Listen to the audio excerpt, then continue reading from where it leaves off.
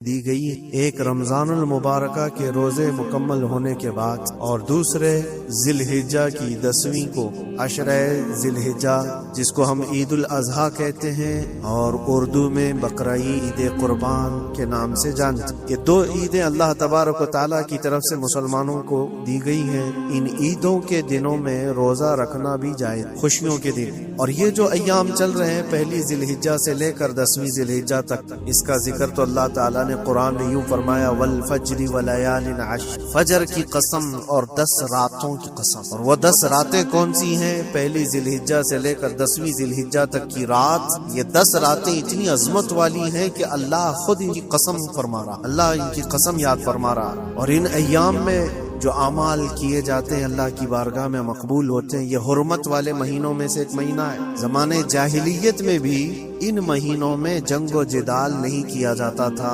کوئی بھی جنگ چل بھی رہی ہو تو یہ مہینے آتے تو جنگ روک دی جاتی کہ یہ حرمت والے مہینے۔ تو ذی الحجہ کے مہینے میں ہم اور آپ ابھی اپنی زندگی سانسیں لے رہے ہیں، لیکن قربانی کے متعلق جیسے کہ لوگوں کے دل و دماغ میں ایک کانسیپٹ اور پھر پھیلایا ہوا ایک کانسیپٹ اور اسلامی کانسیپٹ، تینوں میں کیا چیزوں کا فرق، اسلام کون سی قربانی چاہتا ہے، لوگوں نے کیا پروپیگنڈا پھیلایا ہے اور عوام کے ذہن میں کیا بیٹھا ہوا ہے، تینوں کو ہم تھوڑا سرسری نظر سے۔ سب سے پہلی چیز تو یہ ہے اسلام جس قربانی کی بات کر رہا ہے، قرآن میں اللہ فرماتا ہے لن ینال اللہ لحومها ولا دماؤها، نہ تمہارا گوشت نہ تمہارا بہایا ہوا خون اللہ تک پہنچتا ہے، ولکن ینالہ التقوی منکم، بلکہ اس کے پیچھے جو تمہارا تقوی ہے وہ اللہ تک پہنچتا، تمہاری نیت دیکھی جا رہی ہے، تمہارا اخلاص دیکھا جا رہا ہے۔ اسی لیے کہا گیا کوئی گوشت کھانے کی نیت سے قربانی کرتا ہے تو اس کی قربانی ہوگی ہی نہیں۔ گوشت کی نیت سے اگر کسی نے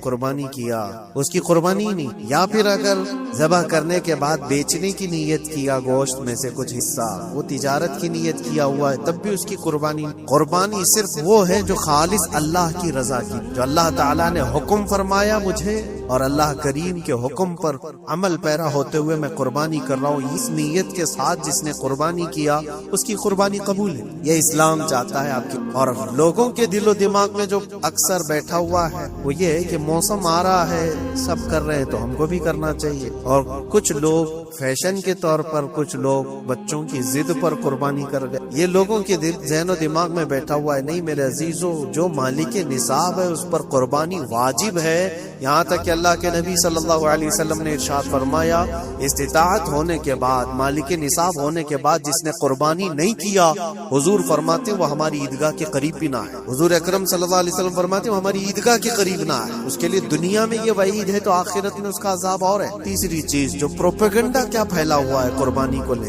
ایک بہت بڑا پروپیگنڈا ہے۔ اسلام کے خلاف کچھ بھی بات پھیلانے کے لیے لوگوں کو صرف ایک چھوٹی سی سوئی چاہیے۔ یہ ان کا ایک پھیلایا ہوا یہ پروپیگنڈا کہ لاکھوں ہزاروں اینیملز اس میں کاٹ دیے جاتے ہیں، ذبح کر دیے جاتے ہیں، خون بہایا جاتا ہے، اس کا حاصل کیا ہو؟ جیوت چیزوں کو مار دیا جاتا ہے۔ میرے عزیزوں، لوگ یہ باتیں تو صرف اور صرف اسلام کے خلاف کرنے کے لیے پھیلاتے ہیں، جبکہ میں آپ کو بتاؤں دنیا کے تقریباً مذاہب میں قربانی کا کانسیپٹ اکثر دینوں میں وہ الگ الگ انداز ہے۔ کہیں بلی چڑھانا ہو گیا ہے، کہیں دیوتا کو کچھ پیش کرنا ہو گیا ہے۔ قربانی کا کئی جگہوں پر یہ کانسیپٹ موجود ہے، لیکن کوئی اپنے گریبان میں جھانکتا تھوڑی نہ، دوسرے کے گھر میں جھانکنے کی عادت زیادہ ہو۔ اسلام کی قربانی لوگوں کو نظر آتی ہے کہ مسلمان جتنا پریکٹیکل ہے اپنے دین پر، دنیا میں کوئی بھی اپنے دین پر اتنا پریکٹیکل نہیں، کوئی بھی اپنے دین پر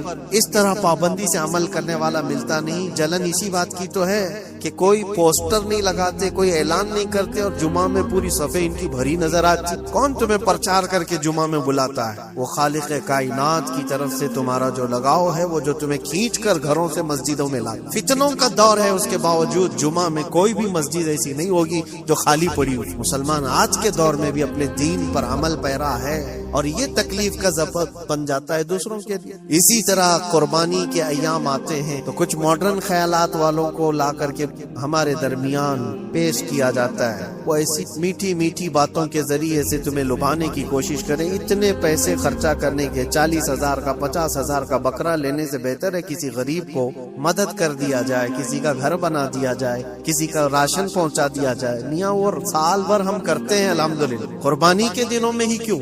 اللہ کے نبی صلی اللہ تعالی علیہ وسلم کی حدیث، حضور پاک صلی اللہ تعالی علیہ وسلم فرماتے قربانی کے دن یعنی ذی الحجہ کی 10، 11 اور 12 یہ 3 دنوں کے اندر حضور فرماتے ہیں کوئی عمل دنیا میں قربانی سے زیادہ اہمیت اللہ کے نزدیک نہیں رہا، کوئی عمل اللہ کو اس سے زیادہ پیارا نہیں ہے قربانی۔ اور ایک بات میں آپ کو بتاؤں، لوگ ہمیں ظالم کی شکل میں پیش کرتے ہیں کہ کاٹ دیتے ہیں، ذبح کر دیتے ہیں۔ ہم اپنی مرضی سے اگر کاٹیں، اپنی خواہش کے لیے کاٹیں تو حرام ہے، اور جس نے خود جان ڈالا ہے اس کے حکم پر کاٹے تو یہ حرام نہیں ہے، یہ اس کے حکم کی فرمان برداری ہے۔ ایک بات یاد رکھو، جانور تو یہ بکرا ہو، بھینس ہو، اونٹ ہو جن کی قربانیاں ہوتی ہیں یہ الگ، جو مچھلی کھاتے ہیں اس میں بھی اگر کوئی انٹرٹینمنٹ کے لیے شکار کرتا ہے یا اپنی تفریح قلب کے لیے تو اس مچھلی کا شکار کرنا بھی حرام ہے۔ کھانے کی نیت ہے، تجارت کی نیت ہے تو مقصد کے تحت اگر مچھلی پکڑ رہا ہے تو اس کے لیے جائز ہے۔ اسلام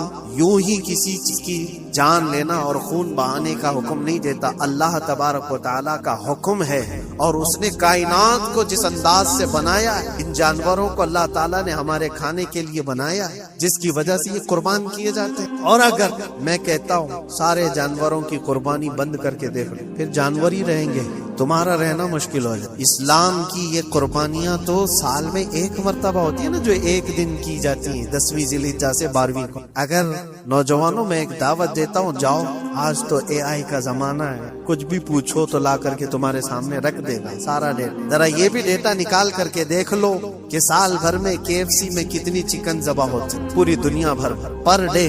میکڈونلڈ صرف چکن ہی نہیں بیچتا، گائے کا گوشت بھی بیچتا پوری دنیا بھر، جس کو یہاں پر بھی بہت سینے سے لگا کر کے رکھے۔ پوری دنیا بھر میں ان کا استقبال، کیونکہ امریکن کمپنیاں ہیں، باپ دادا کی کمپنیاں، ان کو کوئی آنکھ نہیں دکھا سکتا۔ اور انٹرنیٹ کے ڈیٹا کے حساب سے پر ڈے 68,000 گائے تو میکڈونلڈ ذبح کرتا، پر ڈے کی بات کر، سال بھر کی، سال بھر ان کا ڈیٹا بہت زیادہ ہے، ملینز میں ہے، اور 1 بلین سے زیادہ چکن وہاں پر بھی قربان ہوتی ہیں جو فرائیڈ چکن کھاتے ہیں۔ یہ تو ایک کمپنی کی بات کر رہا ہوں، ایسی بہت ساری کمپنیاں۔ تو کبھی کسی نے یہ اعتراض کیا کہ یہ کمپنیاں اتنے جانوروں کو ذبح کرتی؟ نہیں، بقرعید کے دن سب کے سینگ نظر آتے، جانوروں کی محبت امڑ امڑ کر کے آتی، سال بھر جو قربان ہو رہے ہیں۔ کبھی کسی نے آبجیکشن نہیں کیا کہ یہ سارے آؤٹ لیٹس بند کیوں نہیں کر دیے جاتے، یہ ساری دکانیں کیوں نہیں بند کر دی جاتی جو سال بھر ذبح کر رہے ہیں۔ ہو سکتا ہے میکڈونلڈ یہاں نہیں ذبح کرتا گائے، کیونکہ یہاں پتا ہے حالات صحیح نہیں، لیکن دوسری جگہ پر جا کر دیکھیں، سب جگہ پر بیف آسانی سے ان کے ہاں ملتا ہے۔ میں یہ باتیں صرف اور صرف یہ اس لیے کہہ رہا ہوں، پھیلایا ہوا پروپیگنڈا کیا ہے؟ جانوروں سے محبت یہ سکھائیں گے ہم؟ اللہ کے نبی صلی اللہ تعالی علیہ وسلم فرماتے ہیں، بنی اسرائیل کی ایک خاتون کو میں نے جہنم میں دیکھا۔ کس بنیاد پر؟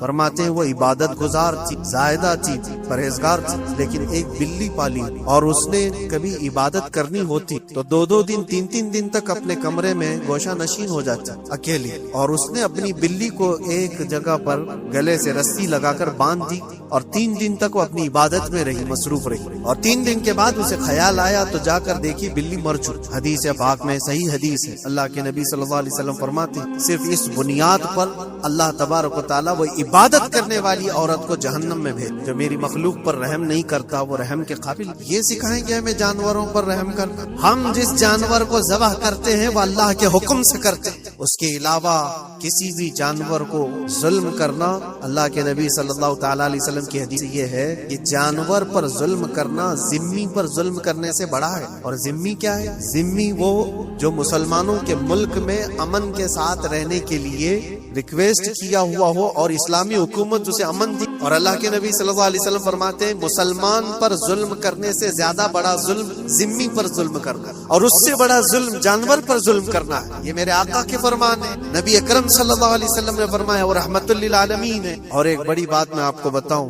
جو یہ پھیلایا جاتا ہے کہ جانوروں پر ظلم, سیدنا امام غزالی رحمت اللہ تعالی علیہ کی ایک بات میں پڑھ رہا تھا, حجت الاسلام, جن کی کتابیں پڑھ کر کے لوگ اللہ کے ولی بن گئے. امام غزالی کا نام سنا ہے؟ اتنی کتابیں انہوں نے لکھا. تصوف کے امام ہیں, علم کلام کے امام ہیں, منطق کے امام ہیں, فقہ و تصوف کے امام ہیں, بے شمار علوم و فنون کے دریا بہائے ہیں. اس حجت الاسلام امام غزالی رحمت اللہ علیہ کے انتقال کے بعد ان کے بھائی نے ان کو خواب میں دیکھا اور پوچھا آپ کے ساتھ اللہ نے کیا معاملہ فرمایا؟ امام غزالی فرماتے اللہ نے مجھے بخش دیا, میری لکھی ہوئی کتابیں, میری عبادتیں, ہزاروں کو جو میں نے پڑھایا وہ شاگرد, یہ ساری چیزوں کی وجہ سے نہیں, بس ایک کام کی وجہ سے. پوچھا وہ کون سا کام؟ کہا ایک بار میں کتاب لکھ رہا تھا اور سیاہی میں قلم ڈبو کر کے لکھا جاتا تھا, اور سیاہی جو بنتی تھی وہ پھلوں کے رس نکال کر, اور لکڑی کا قلم اس میں ڈبو کر کے لکھا جاتا تھا. تو میں لکھ رہا تھا کہ ایک مکھی آ کر سیاہی پر بیٹھ گئی. میں اپنا قلم روک لیا کہ ہو سکتا ہے وہ پیاسی ہو, پی کر چلی جائے. کافی دیر تک وہ مکھی سیاہی پر بیٹھی رہی اور پی کر کے جب وہ اڑ گئی تو پھر میں اپنا قلم چلاتا رہا. یہ بات تو زندگی میں آئی اور گئی, میں نے تو اس کو چھوٹا سمجھا تھا, لیکن میری موت کے بعد رب تبارک و تعالیٰ نے مجھے اٹھا کر فرمایا جس نے میری چھوٹی مخلوق پر رحم کیا, بس اس نیکی کی بنیاد پر میں تجھے جنت عطا کر. ایک جانور پر رحم کرنے کی بنیاد, ایک جانور پر رحم کرنے کی بنیاد پر. اور حدیث پاک میں, صحیح حدیث پاک میں یہ بھی ہے, ایک طوائف تھی جس نے مرتے ہوئے کتے کو بچایا تھا پانی پلا کر, اور اس بنیاد پر اس کی بخشش ہو گئی. طوائف اور رحم کیا جانور پر تو اس کی بخشش ہو گئی. میں اسلام کی وہ چیزیں تمہیں بتا رہا ہوں جو دنیا تمہارے سامنے یہ چیزیں لانے سے عاجز ہے اور قاصر ہے. یہاں تک کہ اللہ کے نبی صلی اللہ تعالی علیہ وسلم نے فرمایا جانور پر اگر تم نے ظلم کیا ہے تو جس طرح سے ظلم کرو گے قیامت کے دن یہ اپنے سینگوں کے ساتھ, اپنے کھروں کے ساتھ اٹھے گا اور اسی طرح سے اس کا بدلہ بھی دلایا جائے. وہ تمہیں مارے گا قیامت اور بدلہ لے گا. یہ بھی حدیث پاک. جانور پر ہمیں اس کے چہرے پر مارنے کا حکم نہیں, اس کو اس کی طاقت سے زیادہ بوجھ ڈالنے کا حکم نہیں. اللہ کے نبی صلی اللہ تعالی علیہ وسلم کے پاس ایک صحابی آئے, اونٹ پالتے تھے. ہاں ایک اونٹ بہت سرکش ہو گیا ہے, اور جب اونٹ سرکش ہو جاتا ہے کسی کی کھوپڑی کی, وہ اسی وقت سر کو پکڑ لیا تو آدمی وہیں ختم ہو جائے. وہ کسی کے قابو میں نہیں آ رہا تھا, حضور کے پاس آئے ہیں. رسول پاک صلی اللہ علیہ وسلم نے فرمایا چلو میں چلتا ہوں دیکھتا ہوں. صحابہ کہتے حضور جب چلنے لگے تو ہمیں خوف ہوا, ڈر ہوا کہ یہ اونٹ بدک گیا ہے, سرکش ہے, کہیں کچھ نقصان نہ پہنچا. اور تنہا میرے مصطفیٰ صلی اللہ علیہ وسلم آگے بڑھتے چلے گئے. صحابہ کہتے ہیں ہمیں ڈر لگ رہا, لیکن میرے عزیزوں وہ رحمت للعالمین, سب کی رحمت بن کر آئے. نبی پاک صلی اللہ تعالی علیہ وسلم جب قریب گئے تو اونٹ کوئی سرکشی نہیں کی, کچھ نہیں. حضور پاک صلی اللہ تعالی علیہ وسلم کے چہرے کے پاس اپنا منہ کرتا ہے اور اپنی زبان کو چپڑ چپڑ چپڑ کرتے ہوئے اپنی زبان ہلا رہا ہے. اور حضور پاک صلی اللہ تعالی علیہ وسلم ایسے سنتے جا رہے ہیں جیسے کسی دانشور کی بات سن. پھر نبی پاک صلی اللہ علیہ وسلم اونٹ کے مالک کی طرف متوجہ ہوئے اور کہا یہ اونٹ تیری شکایت, یہ اونٹ تیری شکایت کر رہا ہے, یہ سرکش اس لیے ہوا کہ تو اس کی طاقت سے زیادہ بوجھ اس پر ڈالتا ہے اور کھانا اس کو کم دیا کرتا ہے. کیا یہ بات صحیح ہے؟ وہ جو بدو تھے, جو اونٹ کے مالک تھے, انہوں نے چہرہ جھکا لیا اور کہا وعدہ کرتا ہوں حضور پاک صلی اللہ علیہ وسلم سے کہ اس سے زیادہ, اس کی طاقت سے زیادہ بوجھ نہیں ڈالوں گا, اور اس کا چارہ, اس کے کھانے کا انتظام روزانہ کیا کر. نبی پاک صلی اللہ علیہ وسلم نے اس اونٹ کی رسی پکڑی اور مالک کو دے دیا. پھر وہ اونٹ اسی طرح تابعدار ہو کر نکل پڑا. یہ اسلام میں میرے آقا صلی اللہ تعالی علیہ وسلم کا عدل تو دیکھو, ان کی طاقت سے زیادہ کا بوجھ ڈالنے کا حکم نہیں ہے. دنیا یہ پروپیگنڈا پھیلائی ہوئی ہے کہ یہاں جانوروں کو کاٹا جاتا ہے. جو ذبح کرنے کا حکم ہے وہ اللہ کے حکم. میرے رب تبارک و تعالیٰ نے خود جان ڈالی, ہماری جان کا بھی وہی مالک ہے, جانوروں کے جان کا بھی وہی مالک. اگر اللہ کا حکم نہ ہوتا تو ہمیں چونٹی مارنے کی اجازت, اللہ کا حکم نہ ہوتا تو ہمیں کسی کو بھی قربانی کرنے کی اجازت نہیں ہوتی. یہ رب تبارک و تعالیٰ کا حکم ہے. ظاہر سی بات ہے ہم اللہ کے بندے ہیں. رب تبارک و تعالیٰ جانوروں کی قربانی کا حکم دیا, اس لیے ہر سال بقرعید میں مسلمان قربانی کرتے ہیں. اگر اللہ چاہے تو اپنے بیٹوں کی قربانی کا بھی حکم دے دے، اور دیا ہے رب تعالیٰ، اور وہ بھی کر کے دکھایا سیدنا ابراہیم علیہ السلام۔ اللہ تبارک و تعالیٰ اگر حکم دے تو کیا تم ایسے مسلمان نہیں ہو؟ مسلمان کا مطلب ہوتا ہے سر جھکانے والا اللہ کے حکم کے آگے، یہ نہیں پوچھے گا کہ کیوں ہے اور کیسے ہے۔ مسلم کہتے ہیں اپنا سر جھکا دیا اللہ کی بارگاہ میں، اس کے حکم کے آگے۔ اللہ تبارک و تعالی ہماری جانوں کا مالک ہے، اگر وہ چاہتا تو ہماری قربانی کا حکم دیتا ہمارے اولاد، لیکن رب تبارک و تعالی نے یہ سنت ابراہیمی پر پوری دنیا کو ثواب دینے کے لیے جانوروں کی قربانی کا حکم عطا فرمایا۔ میرے آقا صلی اللہ تعالی علیہ وسلم کے پاس ایک صحابی حضرت زید بن ارقم آئے اور پوچھا یہ قربانی کیا ہے؟ حضور اکرم صلی اللہ علیہ وسلم نے فرمایا جس جانور کی ذبح کی قربانی کرو گے اس کے ہر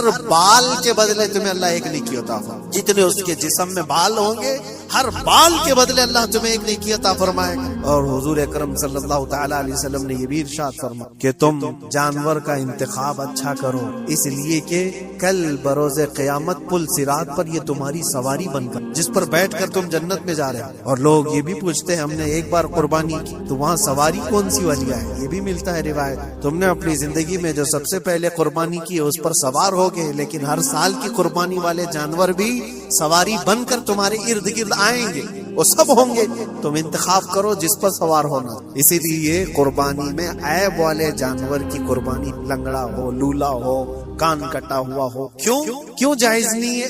دنیا تو یہ سمجھتی ہے کٹنے والا جانور وہ ہونا چاہیے جو ریجیکٹڈ ہو، جس کو کاٹا جا رہا ہے وہ دنیا میں کام کے لائق نہ ہو، اس کو کاٹنا چاہیے۔ دنیا کا یہ کانسیپٹ ہے، دنیا کا تصور یہ ہے، لیکن نہیں، اگر کوئی اپنے استعمال کے لیے کاٹ رہا ہوتا تو میں کہتا ہاں ریجیکٹڈ مال کاٹ لو، لیکن ذبح جو ہم کرتے ہیں قربانی میں وہ اپنے لیے نہیں، وہ رب ذوالجلال کے لیے ہے۔ اسی لیے بندہ یہ دیکھے میں اپنے رب کی حضور کیا پیش کر رہا ہوں۔ تم اگر کوئی ہدیہ تحفہ خریدنے جاتے ہو اپنے کسی عزت دار شخص کے لیے تو انتخاب سوچ سمجھ کر کے کرتے ہو کہ جس کو میں دینے جا رہا ہوں یہ کتنا ویلیو والا ہونا، کتنا عزت والا ہونا چاہیے، اور جو رب تعالیٰ کی بارگاہ میں پیش کر رہے ہو اس کا بھی آپ خیال رکھو۔ اسی لیے لوگ کام چلانے کی باتیں تو بہت کرتے، قربانی کے متعلق کچھ باتیں ہیں جو مجھے آج عرض کر دی تھی، اس لیے میں نے آج اس موضوع پر آپ سے خطاب کیا۔ بہت سارے لوگ طرح طرح کے افواہیں بھی پھیلاتے، یہ تو ان غیر مسلموں کے اعتراضات کا میں نے جواب دیا۔ دنیا بھر میں ہمارے اوپر الزام کہ یہ لاکھوں جانوروں کو ایسی ذبح کر دیتے، کاٹ دیتے ہیں، لیکن میرے عزیزو یہی وہ دنیا ہے جو ایک طرف تو جانوروں کی حمایت اور محبت کی بات کرتی اور دوسری طرف ان کے بڑے بڑے ملٹی نیشنل کمپنیاں جانوروں کو بے دریغ ذبح کرتے ہیں، قتل کر رہے ہیں اور کھانے میں بھی استعمال کر رہے ہیں۔ اور صرف اتنا ہی نہیں، سارے جانوروں کی کھالیں، لیدر کی بیگ، لیدر کے جوتے، لیدر کے بیلٹ، لیدر کی ٹوپیاں، لیدر کے جاکٹ سب بنا کر کے دنیا پہن رہی ہے اور قیمتی چیزوں میں اس کو شمار کیا جاتا ہے۔ ان سے کوئی سوال نہیں کرتا کہ یہ سب چیزیں کہاں سے تم لائے، یہ سب چیزیں تم کہاں سے لائے؟ کیا بغیر کسی جانور کے ذبح کیے ہوئے اس کی کھال کا استعمال کرتے ہو؟ لیدر کا استعمال تو ساری دنیا بڑے فخر سے کر رہی ہے، حتیٰ کہ گھروں کے استعمال کرنے والے صوفے اور کرسیوں پر تک استعمال ہے، اپنی بیٹھنے والی گاڑیوں میں کار کی سیٹ پر تک استعمال ہے، تمہارے پہننے والے جوتے، تمہارے پہننے والے بیلٹ، تمہارے پہننے والے جاکٹ سب جگہ تمہارا استعمال ہے۔ اور صرف میں یہ نہیں کہہ رہا کہ دنیا میں صرف مسلمان استعمال کرتے، ساری دنیا لیدر کا استعمال کرتی ہے۔ یہ لیدر کہاں سے آتا ہے؟ یہ دغلا پن، یہ جو ڈبل رول ہے، ڈبل سٹینڈ، ایک طرف حمایت کی بات کرنا اور دوسری طرف بے دریغ ذبح بھی کرنا، یہ سب چیزیں دنیا کو بیوقوف بنانا اور اسلام کے خلاف ایک پروپیگنڈا پھیلا۔ لیکن اے مسلمان، ذہن و دماغ میں کسی ایسے ماڈرن کلچر کے ایسا کوئی فریفتہ ہو، اس کی باتوں میں آ کر تم یہ سوچو کہ نہیں اتنے پیسے میں قربانی کے بجائے صدقہ کر دوں، کسی غریب کو دے دوں، ناجائز۔ تمہارے اوپر سے قربانی کا وجوب ختم نہیں ہوگا، وہ اسی طرح سے باقی رہے گا اور گنہگار بھی رہو گے۔ اللہ کریم سے زیادہ تم رحم کرنے والے نہیں ہو، اللہ ارحم الراحمین، اللہ ارحم الراحمین ہے۔ جب وہ حکم عطا فرما رہا ہے تو کیا تمہارے دل میں اس سے بھی زیادہ رحم ہے؟ قربانی کے دنوں میں صرف قربانی ہی ہوگی۔ اب کچھ جو چیزیں ایسی ہیں پھیلائی گئی دیکھیں ایک بات میں آپ کو بتاؤں، اللہ کے نبی صلی اللہ تعالیٰ علیہ وسلم رحمت للعالمین ہیں، سب کا ماننا عقیدہ ہے، وہ رحمت للعالمین رسول صلی اللہ علیہ وسلم نے خود اپنے ہاتھوں سے قربانی، اور ایک دو نہیں 100 اونٹ آئے تھے، جس میں سے 63 اونٹوں کو میرے آقا صلی اللہ علیہ وسلم نے نحر فرمایا، 63 اونٹوں کو خود حضور نے ذبح فرمایا، اور اس کے بعد حضرت علی مرتضیٰ شیر خدا رضی اللہ تعالیٰ عنہ کو دیا، باقی کے اونٹوں کو تم ذبح کرو۔ نبی پاک صلی اللہ تعالیٰ علیہ وسلم نے یہ جو 100 اونٹوں کو ذبح فرمایا تھا یہ اپنے حج کے موقع، اور اس کے علاوہ ایک حدیث پاک میں یہ بھی ہے، حضور اکرم صلی اللہ علیہ وسلم نے جو 2 چت کبرے بکرے ذبح کی۔ چت کبرے کس کو کہتے ہیں؟ 2 کلر والا، بلیک اینڈ وائٹ جو ہو، ابلق ان کو کہتے ہیں عربی میں۔ 2 مینڈے ذبح فرمائے، ایک نبی پاک صلی اللہ تعالیٰ علیہ وسلم نے اپنی جانب سے قربان فرمایا، اور دوسرا پوری امت کی طرف سے قربان فرمایا۔ یہ رسول پاک صلی اللہ تعالیٰ علیہ وسلم کے، اسی لیے تو میں عرض کرتا ہوں میرے عزیز و ہمارے امام نے سچ کہا، جو نہ بھولا ہم غریبوں کو رضا،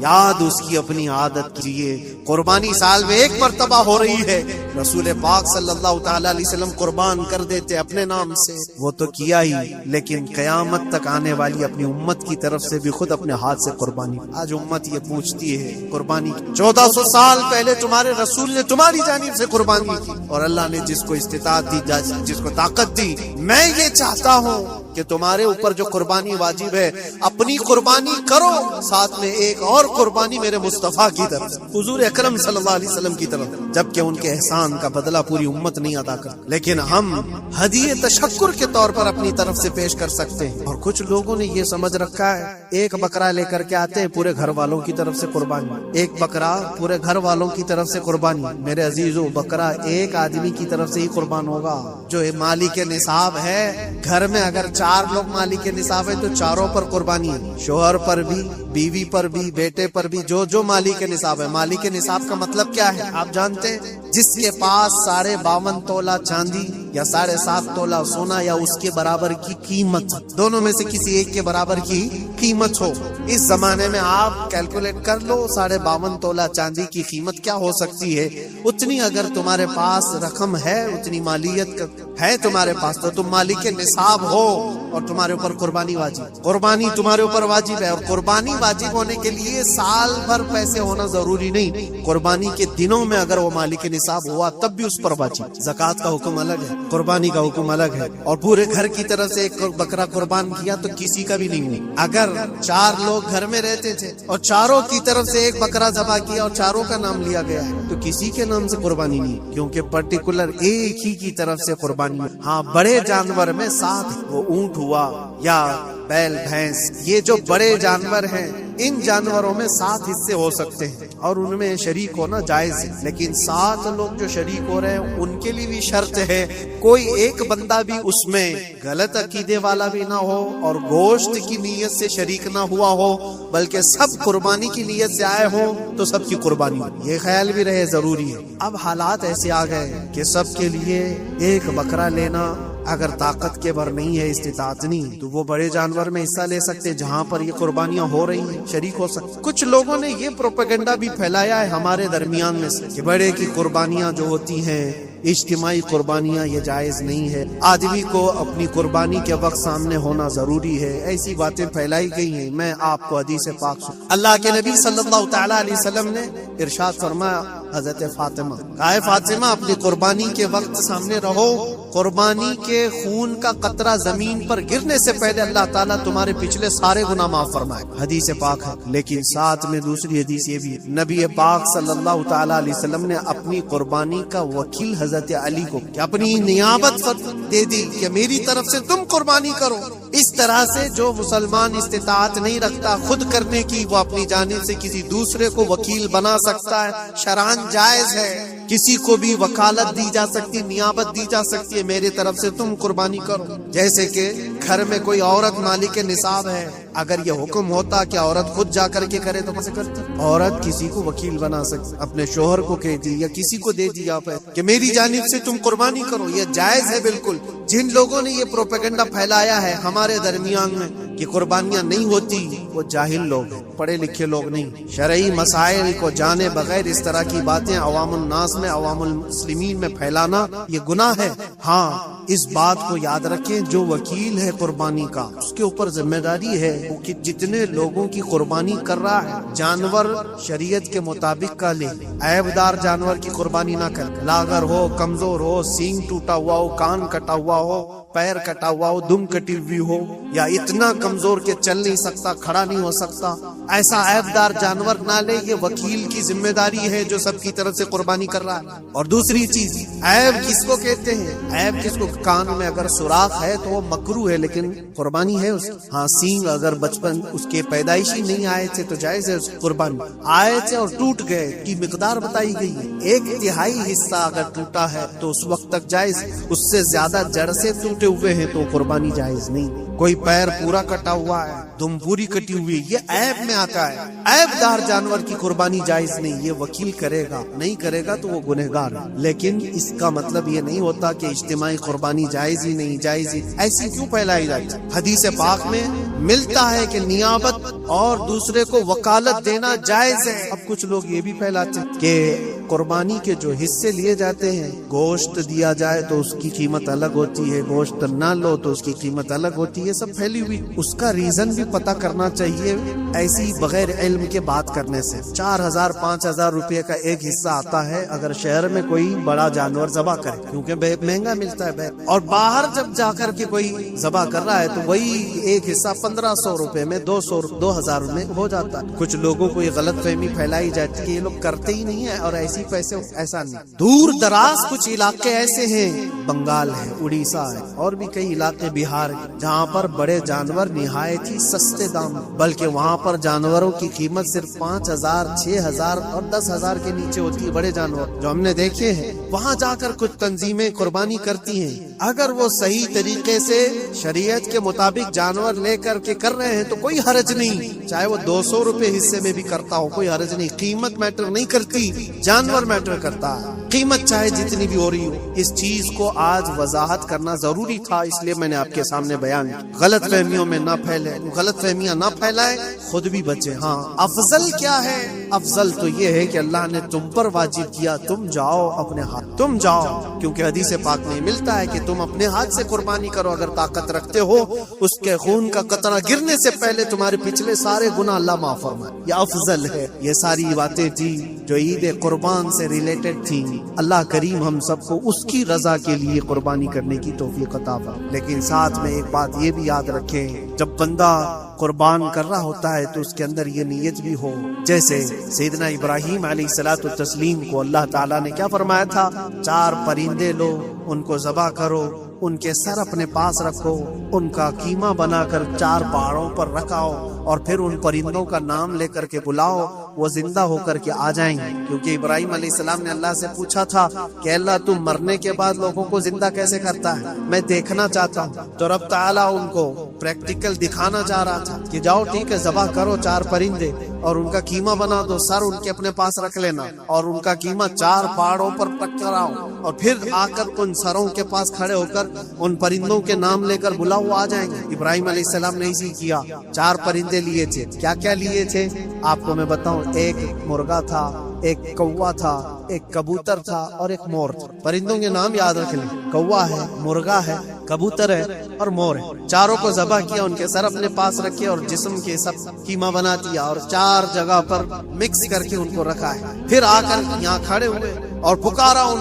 پرندوں کا نام لے کر، اللہ کے حکم سے آ جاؤ۔ قیمہ ہوا میں اڑا، جسم بنا، اور ویسی بغیر سر کے اڑتا ہوا آیا اور اپنے اپنے سر سے جڑ کر کے وہ زندہ پرندہ ہوا۔ قرآن پاک میں یہ ہے موجود۔ 3 پارے میں رب تبارک و تعالیٰ نے فرمایا، وَإِذْ قَالَ إِبْرَاهِيمُ رَبِّ أَرِنِي كَيْفَ تُحْيِي الْمَوْتَى قَالَ أَوَلَمْ تُؤْمِنْ قَالَ بَلَىٰ قَالَ وَلَٰكِنْ لِيَطْمَئِنَّ قَلْبِي قال فخذ 4 من الطير فصرهن إليك ثم اجعل على كل جبل منهن جزءا ثم ادعهن يأتينك سعيا واعلم أن الله عزيز حكيم۔ یہ اللہ تبارک تعالیٰ نے پورا قرآن میں فرمایا کہ ابراہیم علیہ السلام نے یہ جو کیا۔ اب سنیے، سبع سنابل شریف میں میر عبد الواحد بلگرامی رحمۃ اللہ علیہ لکھتے ہیں کہ 4 پرندوں کا جو انتخاب ہوا تھا نا، 4 پرندے جو چنے گئے تھے، کون سے تھے؟ کوا، مرغا، کبوتر، مور اصل میں جو ہے ان کی ہر ایک کی ایک خاصیت ہے. کوا لالچی بہت ہوتا ہے، کوا لالچی بہت ہوتا ہے. مرغا اس کے اندر شہوت بہت زیادہ ہے، عورت کی خواہش. مرغے کے اندر خواہش شہوت زیادہ ہوتی، اور کبوتر کے اندر دوستی کرنے کی عادت زیادہ ہوتی، جلدی دوستی کرتا ہے. اور مور کے اندر دکھاوے کی عادت زیادہ ہوتی، اپنی خوبصورتی کا اظہار بار بار کرتا ہے. تو یہ چار چیزیں ان کے اندر ہیں، یہ چار پرندوں کے اندر. صوفیاء کرام فرماتے ہیں در حقیقت آپ کو حکم تھا ان جانوروں کو ذبح کا نہیں تھا. کوے کی لالچ کو ذبح کرو، مرغے کی شہوت کو ذبح کرو، اور بنا وجہ کے کبوتر کی جو دوستی ہے ہر ایرے غیرے سے، اس دوستی کے کو قطع کرو، اور مور کی دکھاوے کی عادت کو ذبح کرو. یہ چار بری عادتوں کو ذبح کرو تو اللہ کی قدرت کی مشاہدے دیکھ رہے. در حقیقت وہاں پر صوفیاء کرام فرماتے ہیں، اور یہی بات ہے کہ شیطان کو جب کنکریاں مارنے کے لیے حجاج جاتے ہیں، وہ تو ایک پلر ہے جس کو کنکریاں مارتے ہیں، وہاں ایک پلر ہے، اس پلر کو کنکریاں مار کر کے آتے ہیں. لیکن میرے عزیزو تصور یہ ہونی چاہیے زندگی بھر جو شیطان مجھے بہکاتا ہے میں اس کو کنکریاں مار رہا ہوں. اگر تمہاری نیت صالح ہوئی اور کنکری لگ گئی تو یقیناً زندگی بھر شیطان کی شرارتوں سے محفوظ ہو. تم نے اپنے شیطان کو زخمی کر دیا، اسی لیے جس کا حج قبول ہو جاتا ہے اس کی کنکری وہاں سے اٹھا لی جاتی، ورنہ تو 40 لاکھ لوگ 70 کنکریاں مار کر کے آئیں تو پہاڑ بن جانا چاہیے. لیکن کوئی پہاڑ نہیں ہوتا وہاں کنکریوں کا، جا کر دیکھیں نہ ہی اس کو اٹھایا جا رہا ہے. لیکن حدیث پاک میں جس حاجی کا حج قبول ہوتا ہے اس کی کنکریاں اٹھا لی جاتی. وہ شیطان کو لگ چکی ہے. تو نیت کا دار و مدار ہے. اسی لیے سب سے پہلے میں نے آیت یہی پڑھی، رب تعالیٰ فرماتا لن ینال اللہ لحومها ولا دماؤها ولکن ینالہ التقوی منکم. ہرگز تمہارا گوشت، تمہارا بہایا ہوا خون اللہ تک نہیں پہنچتا، بلکہ اس کے پیچھے جو تمہاری خالص نیت ہے، جو تقوی ہے، وہ اللہ تک پہنچتا ہے. قربانیوں میں یہ نیت کرو کہ رب تبارک و تعالیٰ میں اپنی ساری خواہشات کو ذبح کر رہا ہوں، مولا مجھے بری خواہشات سے زندگی بھر محفوظ فرما دے. وآخر دعوانا ان الحمدللہ رب العالمین. السلام علیکم.